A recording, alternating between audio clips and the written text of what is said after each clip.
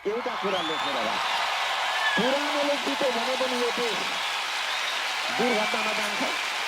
नयाँ जति पनि गठबन्धन गरेर आउनेहरू छन् संस्कृति बाहेक, तिनीहरूले जित्यो भने पनि दुर्घटनामा जान्छ है। यो देशलाई कुनै शक्तिले बचाउन सक्छ भने त्यो शक्ति हो यो माटोबाट उम्रिएको शक्ति, स्वदेशी विचार बोकेको शक्ति, स्वदेशी माटो बोक्ने शक्ति। त्यो शक्ति हो श्रम संस्कृति, जसको चुनाव चिन्ह आन्दोलनमा लिएको माटो छ।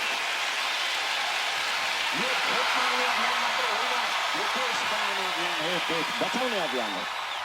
आदरणीय दाजुभाइ दिदीबहिनी, त्यसो भएको कारणले गर्दा यसपालिको चुनावमा पुरानालाई पनि होइन, अहिले गाँठोबन्धन र के गर्दै आइरहेका छन् उहाँहरूलाई पनि होइन।